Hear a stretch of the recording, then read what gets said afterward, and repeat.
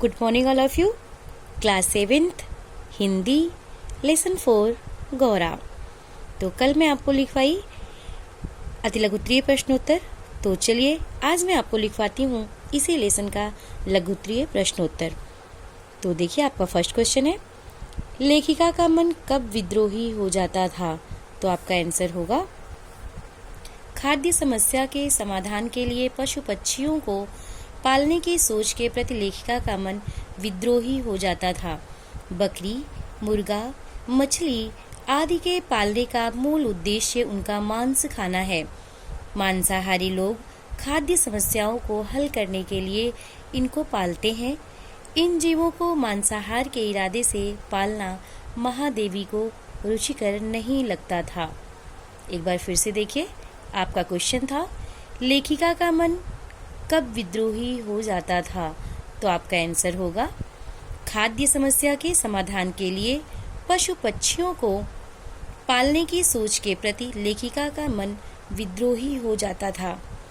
बकरी, मुर्गा, मछली आदि के पालने का मूल उद्देश्य उनका मांस खाना है। मांसाहारी लोग खाद्य समस्याओं को हल करने के लिए इनको पालते हैं। इन जीवों को मांसाहार के इरादे से पालना महादेवी को रुचिकर नहीं लगता था। नेक्स्ट क्वेश्चन, आपका नेक्स्ट क्वेश्चन है, महात्मा गांधी जी ने गाय के विषय में क्या कहा है? आपका आंसर होगा, महात्मा गांधी जी ने गाय के विषय में कहा है, गाय करुणा की कविता है। एक बार फिर से देखिए, आपका क्वेश्चन था, महात्मा गांधी जी ने गाय के विषय में क्या कहा है? तो आपका आंसर होगा, महात्मा गांधी जी ने गाय के विषय में कहा है, गाय करुणा की कविता है। नेक्स्ट क्वेश्चन, आपका नेक्स्ट क्वेश्चन है, दुग्ध दोहन की समस्या कैसे दूर हुई? तो आपका आंसर होगा, गौरा 10-12 सेर दूध सुबह शाम देती थी। उसका दूध दुहने की समस्या थी। महादेवी के शहरी सेवक दूध दुहना नहीं जानते थे तथा गांव से आए हुए सेवकों का दूध दुहने का अभ्यास छूट गया था। महादेवी को ऐसे दूध दुहने वाले की आवश्यकता थी जो अस्थायी रूप से यह काम कर सके। महादेवी के घर में पहले एक ग्वाला दूध देने आता था, उसको गौरा को दुहने के लिए नियुक्त कर दिया गया।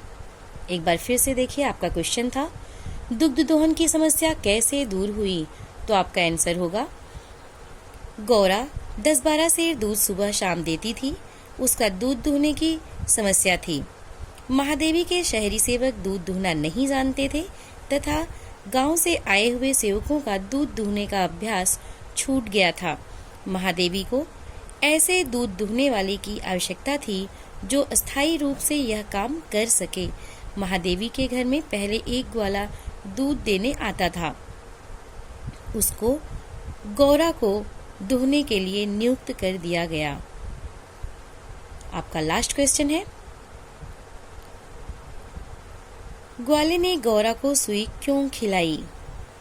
आपका क्वेश्चन है, ग्वाले ने गौरा को सुई क्यों खिलाई?